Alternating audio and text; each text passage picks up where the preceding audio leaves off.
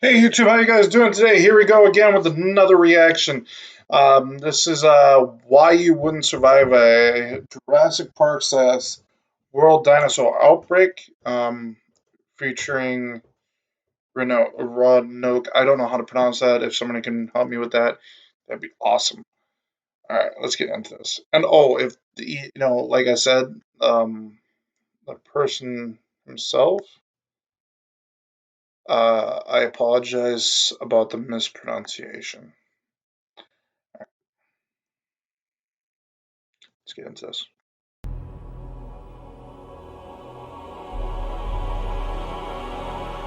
Probably the first nightmare my subconscious could ever muster were the dreams of running down a long, darkened pathway blockaded by tall electrical fences,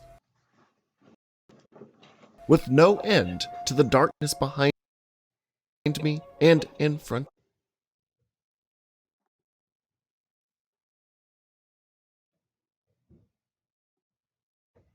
Nightmare my subconscious could ever muster were the dreams of running down a long, darkened pathway blockaded by tall electrical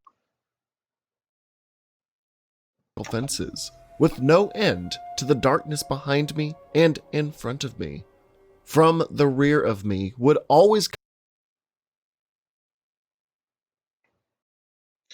come the Okay. daunting Sorry about the leviathan of lag. gigantic I think it's teeth the and a location and other people are on the soul-piercing internet at the same time. screech Slowing the video down itself. as it chased after me. I will never forget the quaking of the earth beneath me created by this giant. Every step, looking backward, only seemed to worsen the situation, as any time I saw its face, it shook my body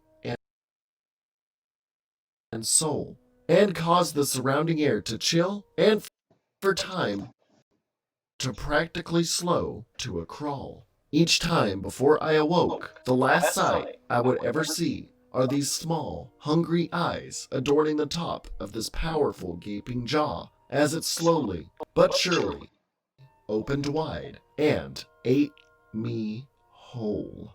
So now that we have the first traumatizing event of my life out of the way, since it was a recurring nightmare from when I was 3 all the way till I was 12, dinosaurs are some of the most fascinating and researched extinct types of animals that have ever walked this earth, but can also be quite terrifying and destructive. While some of the dinosaurs in the series and how they are created are not quite scientifically accurate, we are going to be using the frame of reference of the films themselves and their dinosaurs instead of relying completely on actual fossil records, which I'm sure Dr. Alan Grant would not really approve of, considering the velociraptor was not as tall as an adult human, but were actually less than half that size, although a dino this size still wouldn't be able to be drop-kicked out a sturdy window by an athletic preteen. The Why You Wouldn't Survive series is primarily focused on bringing aspects of a fictional universe into reality. So whatever deviations Michael Crichton and Steven Spielberg made with actual dinosaurs will be used and considered today going forward. But still, be expecting people to be in the comment section saying things like how raptors were much smaller and feathered, or how most of the dinosaurs aren't actually from the Jurassic period, like we haven't heard those facts dozens of times already. This week, we are discussing the spared no expense. Do humans dream of talking raptors? The That would be sexiest still very shot in interesting. cinematic Okay. history. You can outrun a T-Rex if you have the right high heels on. That was actually a really good scene, and I remember that shit. If I dreamt of a talking raptor, I'd be worried about my sanity there for a second, and I'd wonder what the fuck. Why am I dreaming about a talking raptor? But very good nonetheless. So whatever deviations Michael Crichton and Steven Spielberg made with actual dinosaurs will be used and considered today going forward. But still, be expecting people to be in the comment section saying things like how raptors were much smaller and feathered, or how most of the dinosaurs aren't actually from the Jurassic period, like we haven't heard those facts dozens of times already. This week we are discussing the Spare No Expense. Do humans dream of talking raptors?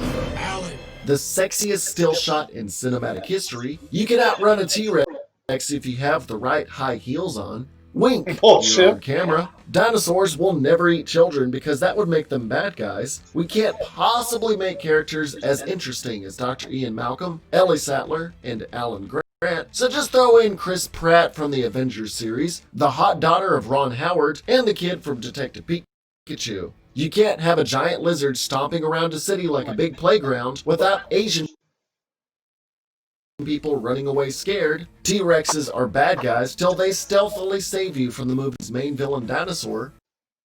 Screaming your son's name in the middle of a dino-infested jungle is a great idea.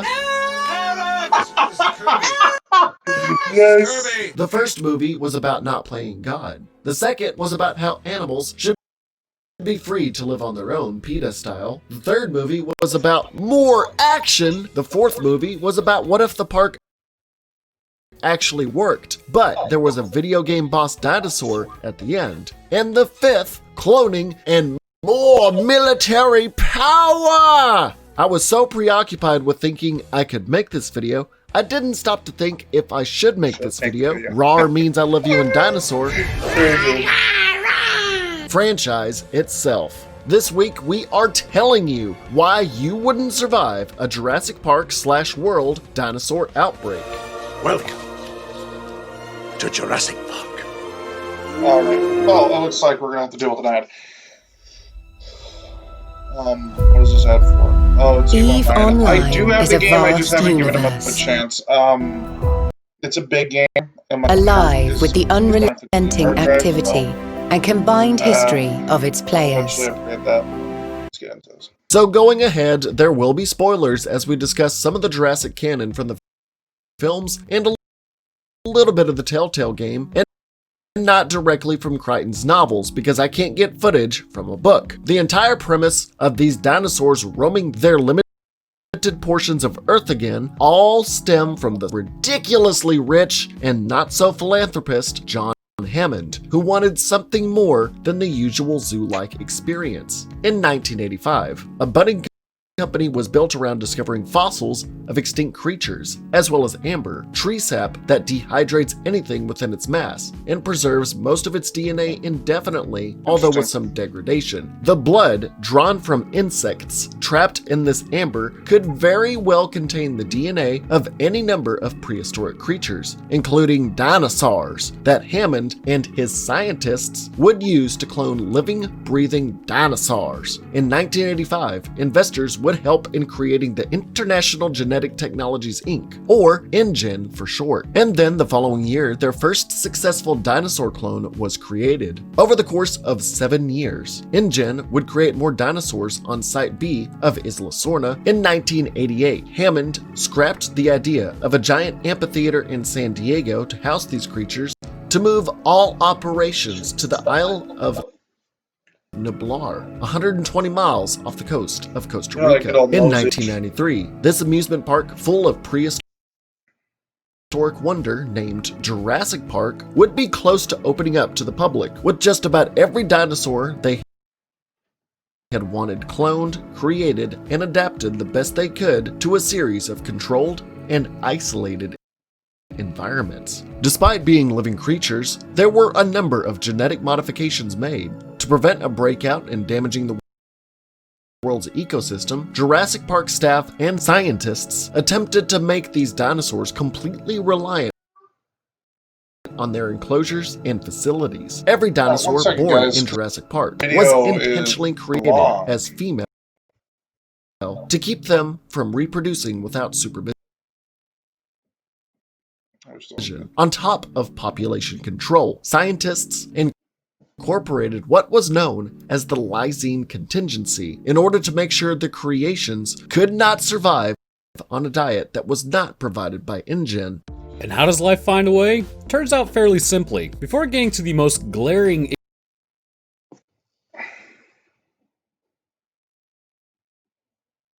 issue with the lysine contingency, we must first understand what Okay, so that game that they showed there, I played it. It was actually a very great game.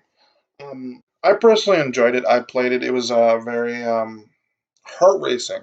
It was a great game. One of the better of the Tall Tales series, in my personal opinion. The Walking Dead were very good as well, but personally, I missed the company. It's sad that we had to watch them go under, but it was very, very good game. And these movies are absolutely breathtaking, and they couldn't have picked a better team to build that game.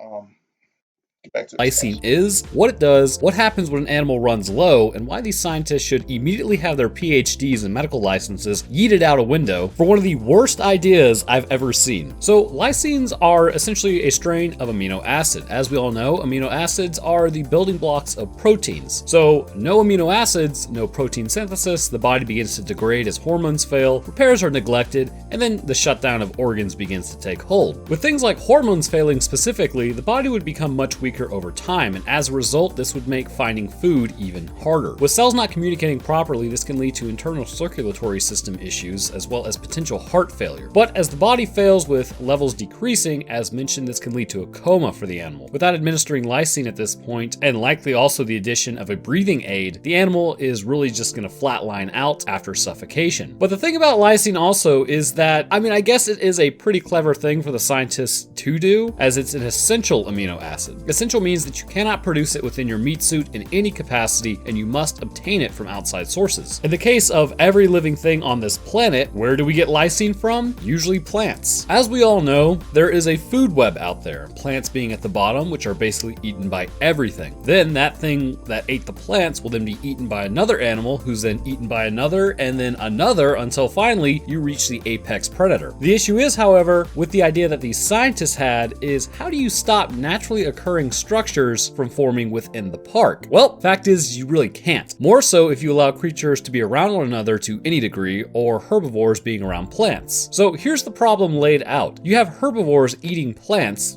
as you do, and this would ultimately cause lysine in their body to be naturally taken up by the foods around them. But I can hear you now. You're probably saying, well, what if these were really just plants that had low lysine yield? Well, this is exactly where the failure happens. We know that with the Triceratops at the beginning of the tour, it was sick because the plants that it was eating, they weren't really supposed to. The botanist chose the plant because it looked pretty, but it turned out to be poisonous. As a result, it made the creature sick. So the first big issue is that these plants are there on the island and they are producing higher quantities of lysine, probably because they just look good, and then the herbivores are coming by and consuming them. And another major issue that is glossed over is really only caught if you look for context clues. And this is the fact that the herbivores are actually seeding the land with available lysine. So we know that the lysine is given to dinosaurs on a regular basis and has been for quite some time as the dinosaurs have grown to adulthood. And when Ian is standing next to a giant pile of dinosaur crap, what do you think is in there? If you guessed lysine excrement, then you are correct. Traces can be found and then are absorbed by the plants surrounding the dung. As the plants grow, more lysine is introduced into the ecosystem and it starts becoming self-sustaining. Then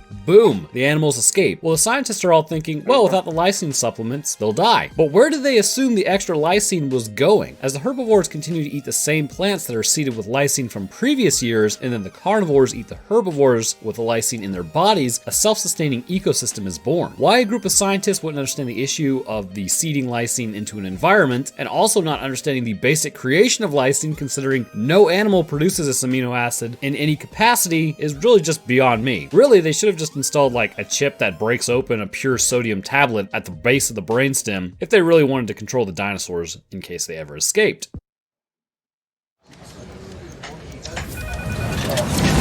The RPG mobile hit of 2019, now cross-platform how things would work. on PC. You know, Same great gameplay, all new animations and textures. In the cloning process, a number of missing pieces to the genetic coding of these dinosaurs needed to be filled in, so scientists spliced in DNA strands of birds, reptiles, and even frogs to complete the genome I need to double check. sequence. I don't Somehow, remember what I had unbeknownst to to these time, so I'm gonna scientists, some species of frogs had been proven to switch genders under certain circumstances in order to reproduce. This oversight allowed the dinosaurs of Jurassic Park to breed and reproduce unsupervised to up their numbers. As for the lysine contingency, the dinosaurs simply find their own sources of lysine in the food they could consume to live and thrive. However, even if these reptile birds found a way to live without human interference, they were still contained in a safely viewable environment. Their direct births were monitored and controlled. Their containments were surrounded by high voltage but weak fencing, and of course, high security systems to prevent any horrible incidents from occurring. That is, until the double whammy of both Dennis Nedry and Hurricane Clarissa happened. Nedry, a brilliant computer programmer that knew the ins and outs of Jurassic Park's security system, was bribed by rival corporation Biosyn to steal the embryos of every dinosaur in order to not raise an alarm or be caught. Nedry disabled all security, claiming it was a routine system reboot, and would attempt to leave Jurassic Park's system offline while he got off the island, all while an unprecedented torrential storm was hitting the island. This is what caused the events of Jurassic Park and onward to spiral into what would occur. Tyrannosaurus rexes destroying defenses, buildings, and vehicles while eating people alive, velociraptors coordinating attacks and devouring skilled hunters alive, and the Dilophosaurus spewing apparently toxic venom to disorient and consume stunned prey. Attempts to capture these animals and put them on display in San Diego led to countless more deaths on Isla Nublar, and even a wild T-Rex rampaging through the downtown area. The second site of Isla Sorna, where a bulk of InGen's dinosaurs were created and raised as Site B, would also be abandoned due to Hurricane Clarissa. Before leaving, park staff unlocked all cages and allowed the more diverse prehistoric population to have a better chance and reclaim the island. An attempt at making and opening a prehistoric park would finally come to fruition with Jurassic World in 2005. The tourist attraction operated without issue until scientists decided to make a genetic hybrid called the Indominus Rex. Because apparently kids were bored of dinosaurs. What kind of kids would be bored of freaking dinosaurs? Be bored of dinosaurs? This is one location on the planet, and you're comparing them to seeing an elephant in the zoo? This is some all millennials and Gen Zs do is just look at phones. Bullshit! I would be excited to see a dinosaur as a 5-year-old. Anyways, the Indominus Rex broke out, caused chaos and death at Jurassic World, and forced it to shut down and be abandoned in 2015. A chief security officer, Vic Hoskins, had wanted to use the Indominus Rex and velociraptors as instruments of war and attempted to weaponize them during this period, and his ambitions would carry on. As a volcano on the island was about to erupt in 2018, evacuation efforts were made to save as many dinos as possible, although the ones that were saved were simply put in a mansion basement to be sold off in auction to many different country representatives, mainly either for luxury, entertainment, or even purposes of war, as another hybrid by the name of the Indoraptor was created purely for combat purposes. By the end of Jurassic World Fallen Kingdom, a number of dinosaurs break free from the mansion auction to roam into the California landscape, all because a clone girl had to sympathize with them, saying, "They are alive just like me." Bitch, you know who isn't about to be alive? A shitload of innocent people in California and their neighboring states, because you had to be a dumbass kid that let out a fucking T-Rex into the public because he's just like me. I'm a clone too. With the premise that dinosaurs are now out and about to attack civilians and try and coexist as they would in their own time period, but this time with humans. This is where we will break off from the story before Jurassic World Dominion releases next year. While it's hard to wrap my head around the few specific dinosaurs that were unleashed into the wild as solitary species, even with the idea of the frog DNA allowing dinosaurs to switch gender and breed, they can still not asexually reproduce as a singular species, such as the Tyrannosaurus rex or Velociraptor, because they were just one single dinosaur that escaped. But for the video's purposes, let's just say each dinosaur we have seen on screen were plentiful and roaming the American landscape or across the world, and suddenly showed up at your front doorstep, and how detrimental they would be to the delicate ecosystem's balance and to current society. Would it truly be a Jurassic World, like Ian Malcolm said in his clickbait 2 minutes from the most previous movie? RuneScape, coming to Steam this October. Wishlist now. RuneScape is a massively multiplayer online role-play.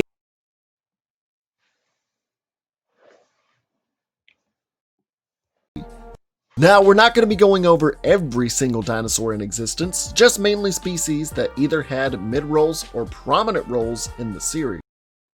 A number of dinosaurs are passive and herbivorous, or as Tim likes to say, a Vegisaurus, Lex, a Vegisaurus. However, that does not retract from their lethality. They will not actively look for a fight or hunt other animals for sport or food, but if they feel threatened or endangered, they will use their natural strengths to their advantage. It's a dinosaur. Yes, Dr. Grant, it is. The first dinosaur we get to see, the Brachiosaurus, 4 stories and 3 feet tall. These prehistoric jumbo giraffes evolved to have elongated necks to eat from tall trees and weighed over 60 tons, meaning they can easily crush you underfoot if spooked by your presence. Their size can work to their detriment, as their exposed necks can be easily exploited by predators and even man with enough tools and weapons, and must also consume hellacious amounts of plant matter in order to stay alive, as the original herd of Brachiosaurus whittled down to only about 5 due to malnutrition. So not much of a threat unless part of a stampede that heads your way. Next, we have the Triceratops, who despite having a diet composed of only plants, and will sometimes eat poisonous plants since they have trouble discerning what greens are edible or not, are extremely easy to startle. They will attack anything with its prominent 3 horns upon its frilled head, in order to gourd and instantly kill small attackers and stab at their most common threat, the T-Rex. Their muscular girth can also launch motor vehicles into the air and plow through structures with ease. They typically travel in herds and will come to each other's aid in a pinch, meaning more stomping power if you spook one or more. Speaking of dinos that flock together, what were they called again, Billy? Ah yes, the Gallimimus also travel in herds, and not quite as easily as the Triceratops, could trample a human in their panicked haste, but pose no threat outside of this one fact. But what about other, more defense is the best offense types of plant-eating dinos like Sarah? Well, the Stegosaurus is a formidable vegan, with its most recognizable trait being multiple 2-foot long by 2-foot wide plates on its back that it used for either courtship to score some stego sex, for cooling itself off in warm climates, or as an intimidation factor to ward off predators. Most people would assume the plates on its back were for sharp and defensive purposes, but it's far from the truth, as its tail, otherwise known as the thagomizer, is its form of self-defense. Spikes protruding through its tail facing upwards instead of realistically downwards, in order to whip at opposing predators to either ward them off effectively or, in our case, completely eviscerate us, as shown by Sarah Harding, who provoked a small herd of Stegosaurus simply by having her camera make strange noises near their young, being able to puncture through wood easily and assume their assailants are dead or gone once they have lost sight of them, which may be due in part to the fact that their brains are the size of a kitten's in relation to the size of their tremendous bodies, but their flesh is hardened enough to take enough damage. Now, as the latest Jurassic World states, the Ankylosaurus can plow through anything and anyone as what can only be described as a naturally made tank covered in razor-sharp spikes. The top side its carapace-like exterior pretty much being an offensive turtle, with its underbelly being its weak point, as it uses its club-like tail to batter foes into a pulpy submission. But beyond using its tail to attack, we have the other end of a living being with our next dinosaur. Both the Stygimoloch and Pachycephalosaurus, I hope I said those right, are well known for their plated skull, mostly harder than diamond, crowned with spikes. This creature can headbutt any surface to break it down with enough persistence, and can knock back any human over a dozen yards, possibly breaking any number of bones, causing internal bleeding, and even brain hemorrhaging to either kill someone on impact or kill them in a short amount of time. Like I said, a majority of these herbivores will most likely just act in self-defense or if provoked, but will not actively look to end your life, with their murder count mostly relying on accidentally trampling you in a stampede or impaling you via tail, horn, or spikes, or even headbutting you to death. Oh, wow, this is actually really good. Very interesting video. But the true threat that everyone knows of and is expecting are from the meat-eating, kill-streak-seeking dinosaurs. The carnivorous side of the dino spectrum, although all varying in size, was born to be lethal and devour their prey with ease, anointed with razor-sharp teeth and maybe equally ripping talons. But some big threats come in small but ravenous and numerous packages. Compsognathus, the Saggy Tits Hitch, the Crump Soggy Twist Huts. The Compy is probably the smallest known dinosaur to the wider public. While puny and can barely puncture the skin without being swatted off, their true threat comes in their numbers. At first glance, families could easily see them as harmless animals, until their kids are ripped apart by a ravenous horde. Often in large groups of up to a dozen or more, they will primarily act as scavengers, much like vultures, and seek out dead corpses of other animals that have already been hunted and picked apart by bigger dinosaurs like velociraptors and T-Rex.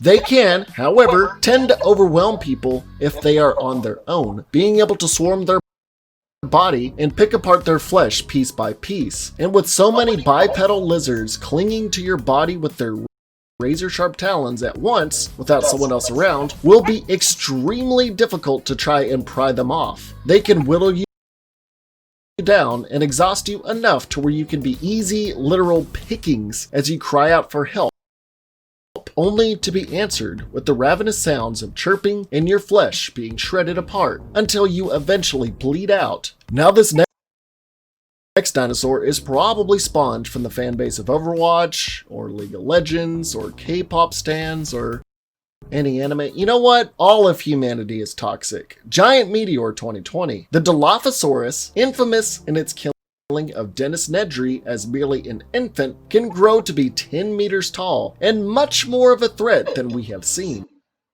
Feigning to be a peaceful animal to lure others into a false sense of security, it can expand the frills on the side of its head and shout horrendously to intimidate prey and foe alike. In order to gain the upper hand on any adversary, it can shoot venomous liquid from its mouth to blind and disorient its prey. The poison will seep into your body and cause a nerve-wracking pain that will debilitate you. A blind, panicking, screaming subject in pain is an easy target for a quick meal, and Nedry had plenty of meat to go around. But little do fans know that Nedry actually survived, as he was found years later alive and a bit thinner. No, I'm just kidding. That's his actor Wayne Knight, but props to him, he's looking good at the ripe age of 65. But the character of Nedry had his belly gutted open with his intestines spilling out as the book had dictated and some of the video game showed, eating him alive with his corpse found in the Jurassic Park Telltale game and the Dilophosaurus infant still feeding. Although a real Dilophosaurus did not spit venom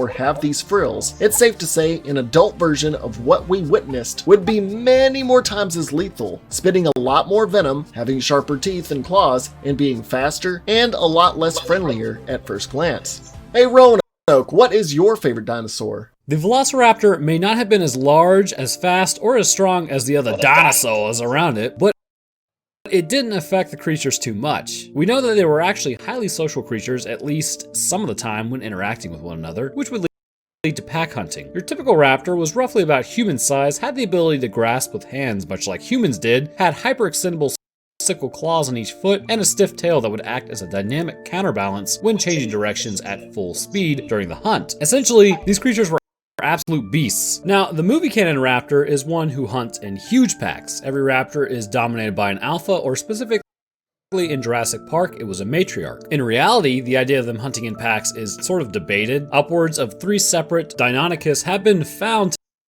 together next to a herbivore, seemingly taken out during the hunt, meaning that they may have been actually joined by others and were working as a group to attack. Again, however, take this with a grain of salt, as deciphering the hunting techniques of an animal extinct for millions of years proves to be a bit tough, but where the raptor truly shines at any rate is its intelligence. Arguably, raptors may have been on track to actually become the dominant species on the planet. We humans became this due to our high protein diets, ability to grasp with our hands, and our upright postures, meaning that the spine actually moved to the base of the skull rather than the back of the skull, allowing for bigger brains. This may have eventually happened in raptors should their time not come crashing down, and many changed into the raptors that we see daily hunting now in the skies. Regardless of that, let's get to the Jurassic Park raptors and what absolute legends they are. So what do we see with this absolute death machine?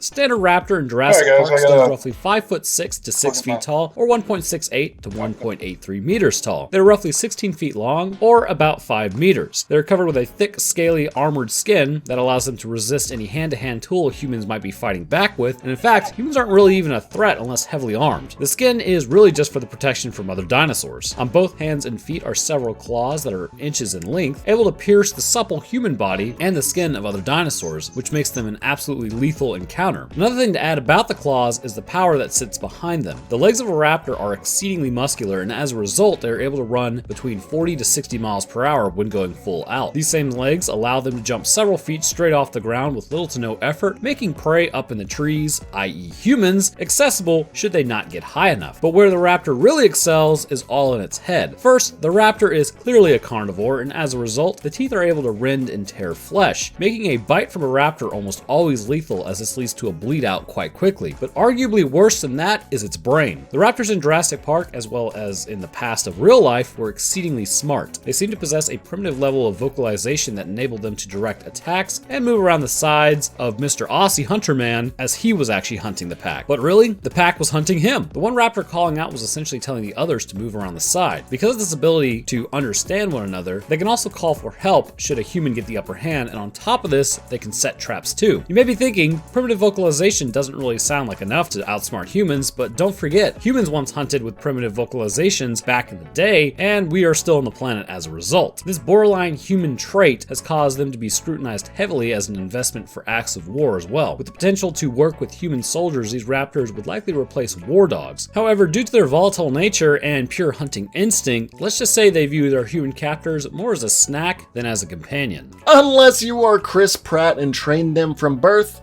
then you could be best buddies for life with your boy Blue. You're my boy, Blue. That's fucking hilarious.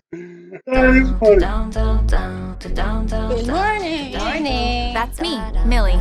Ordinary, boring Millie. I love your dress. Blue, standing 13 feet tall and nearly 10 tons, the icon of the entire franchise, and even its namesake being a deviation of king, or in most cases, queen, the Tyrannosaurus Rex lumbers forth menacingly. Their sheer size alone can make any adult go to the bathroom as if they gotta go when they gotta go. They have tough scaled epidermis that can withstand the deep penetrating talons of Velociraptor and even continued gunfire, but as long as it's from a standard issue firearm. Their running speeds can match up to over 30 miles per hour and have the sense to smell blood from decent distances. Its noticeable and exploitable trait is that its sight is dependent on movement, although this factoid that many people assume is correct may be a little bit false, as T-Rexes may just view stationary objects of much less of a threat, with the first encounter having Lex and Alan unable to be seen near the overturned Jurassic Jeep directly in front of the T-Rex, and then in Jurassic Park 3, Alan's group being easily seen by a feasting Rex. Even at only 2 weeks of age, they can be larger than golden retrievers and be almost as lethal as a velociraptor, so even from birth, they can be a danger to your life and rip you apart. Rexes typically wander alone, unless with a partner they have mated with in order to protect their young. Parents will be extremely protective of their offspring, and if their baby is gone, will hunt them down by either hearing the young's cries or smelling its exposed blood. The Tyrannosaurus is quite intelligent as well, knowing to test electrical fencing for any weak points to break out at any time, to tip multi-car trailers over cliffs, to kill potential threats that humans have endangered their young, and in some cases somehow suppress its thunderous footsteps to stealthily approach unwary prey. The T-Rex will intentionally step on smaller animals to crush them, but most notably in lethality is the power behind its bite, with 4 tons of force in each crunch, tearing through and crushing just about anything to fill its large belly as it scavenges for food and protect itself and its young. It will fight any other creature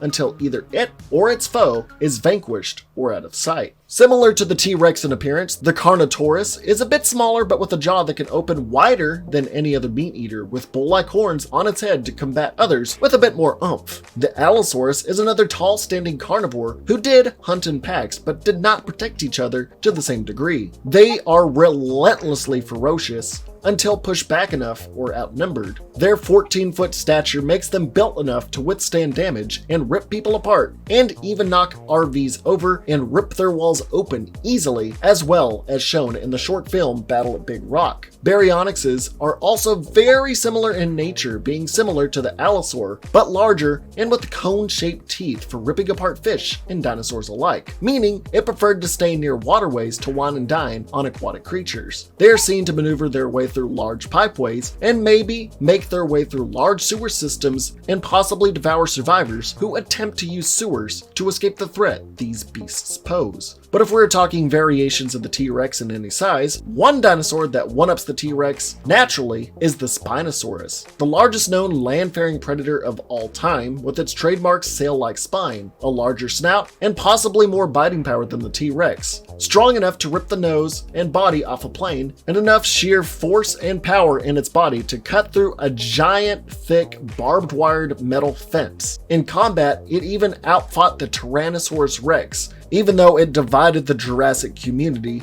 for nearly 2 decades. It can swim through riverways and have its spine peek through the water like a shark fin to hunt down boats and other river-faring vehicles. It does not hesitate to kill whatever it sees, pinning down victims and biting their head off. All of these variations of the T-Rex are notably not hindered in their sight and will fully pursue their prey even if they come to a complete motionless state, which actually makes their hunt a lot easier if you made the mistake of following Dr. Grant's advice of not moving because they can't see you if you don't move. Now, getting away via riverways and canals might not sound like a great idea now because of the Spinosaurus, but what about fleeing to or sailing across the ocean? Well, the Mosasaurus will have different plans for you in the pits of its stomach. The ocean is already scary enough, but with a 56-foot-long behemoth of a sea creature rivaling the size of the fabled Megalodon, which ironically the Mosasaurus diet does consist of sharks of every variety. I mean, you don't need much explaining for a creature of this size that will be hunting you down in the ocean, that can destroy boats and other seafaring vehicles pretty damn easily and just swallow you whole. It's even able to put itself on shores for short amounts of time to attack those on land. This behemoth is probably the most lethal that you will see in the dinosaur kingdom, and fighting something underwater will make it the most difficult to dispatch. The air will also be home to numerous aviary species to swoop in and gash you open, the pterodactyl or pteranodon most famously being able to fly long distances as well as snatch smaller prey up and hoist them in the air to either carry them individually to a faraway location to be eaten at their nest or another area, or to drop people from great heights to splatter them on the ground for a more easily picked apart meal. Their long, sharpened beaks allow them to peck and even pierce prey easily like a spear as well.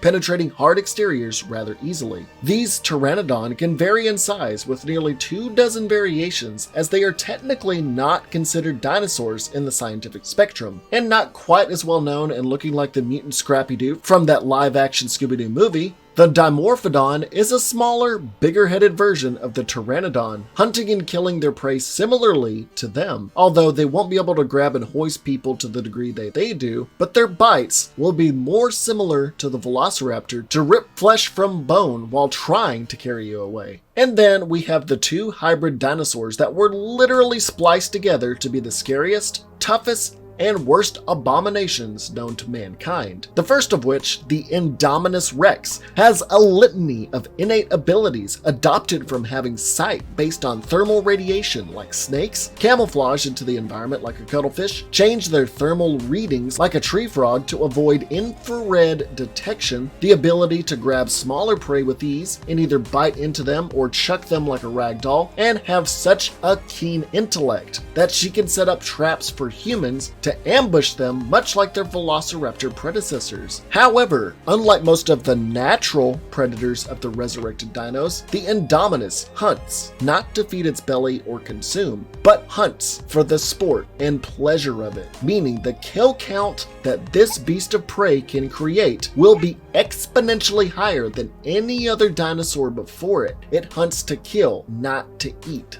Its jaws are powerful enough to puncture bulletproof glass, with claws sharp enough to rip through the flesh of a Brachiosaurus. Being part raptor, it can also command herds of Velociraptor as their alpha, and it can literally lead herds of killing machines to hunt and kill for it in its stead. Fighting back against it would prove to be a futile effort, as its epidermis is hardened enough to easily withstand gunfire from even an M134 minigun and a direct hit from an AT-4 rocket launcher, where its only means of demise was for a T-Rex, a Velociraptor, and then Mosasaurus to team up on it to drag it to the murky depths of the ocean floor. But I doubt convenient plot devices like this would occur in a real-world scenario. But hey, I'm sure enough military-grade explosives could take this motherfucker out with enough persistence. But for average people, you're gonna be outsmarted, outgunned, and end up being eaten up in no time flat like this fat dude here. Now we have the Indoraptor. While smaller in size, was literally biologically engineered to be a living weapon from the DNA of the very Indominus Rex, but at a smaller and more compact design. It displays advanced levels of intellect in order to better catch its prey off guard, ranging from pretending to be tranquilized, being able to be trained to follow laser sighting technology and acoustics so it can obey the whim of anyone, and even winking at the It's winking at the camera. What is this, Looney Tunes? That's all, folks. It being another amalgamation of other prehistoric species, its hide, claws, teeth, and more are advanced enough because, once again, it took the most lethal aspects of other creatures to become a living weapon, although it seemingly took easy enough damage from assault rifles and was killed by impalement on the skull of the naturally made Triceratops.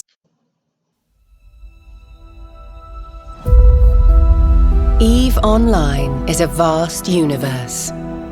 Ceratops. Now that's all the dinosaurs out of the way, and unlike the main characters in every Jurassic film and game, you cannot outrun most of these dinos. Even if you reached Usain Bolt's top running speed of nearly 28 miles per hour, the iconic T-Rex can run up to 32 miles per hour, and Velociraptors up to 40 to 60 miles per hour. Defending yourself with live weapons and ammunition may be effective in a number of smaller dinosaurs like the Compy or even up to the Raptor, but to a less effective degree against armored pre-birdos like a wildly charging Ankylosaurus or the tyrannical T-Rex. But for carnivorous intelligent hunters like the Raptor, or even the genetically modified Indominus Rex and Indoraptor, their keen intellect and problem solving could easily catch even the most skilled of hunters like Robert Muldoon Boone off guard. It would take the combined efforts of the US military and Marine Corps just to save and safely secure 5 civilians, although there was no armed conflict seen at the end of Jurassic Park 3. Although if these troops had gone deeper into the jungles of Isla Sorna, it's safe to say a number of casualties would have occurred, as we did see a variety of armed personnel, mercenaries, and security guards wiped out over the course of numerous movies by the calculative raptors, using tall grass to ambush groups, stampeding dinosaurs to surprise and overwhelm public events. Hell, even the police were actively avoiding the rampaging San Diego T-Rex. Since what the hell could a standard police officer do against the closest living thing to Godzilla? Jurassic World had armed officials that were paid to combat these types of threats, and even they were easily and tactically wiped out by the I-Rex and the velociraptors it led to cause even more carnage. Average people could attempt to hide and wade through the dubious amounts of carnage these prehistoric beasts would create, although most of these dinosaurs could destroy your place of living or safety purely on accident. Now, the director of the next Jurassic World has stated that the dinosaurs will not directly go towards cities, but you can't really predict what animals will do in these kinds of situations when they're in a completely new environment. Corpses would line the streets, as any and every person would have no choice but to flee, as carnivorous dinosaurs drove Vegisauruses through cities, trampling anything in their wake, with the carnivores swiftly killing any person they find. That would all be before large-scale military efforts would retaliate and most definitely quell a large number of threatful dinosaurs in a short amount of time. Because let's face it, as cool as the ending to Fallen Kingdom was, a large number of these dinosaurs would be executed in the first week alone. Unless we're talking about the dinosaurs that were genetically made to be living weapons. If the Indominus Rex and Indoraptor were large-scale produced, like the Russian businessman was likely going to do, well, a horde of Indominus Rexes and Indoraptors could easily plow through even militarized efforts unscathed, and rip apart dozens or even hundreds of soldiers without even quenching its thirst for murder, as the Indominus Rex was able to withstand a ton of military-grade ammunition without even flinching. So depending on if the most natural sense of these clone dinosaurs were to be released, the death count would be rather high at first, but the problem of stampeding Vegisauruses and the predatory nature of the carnivorous types could easily be taken out,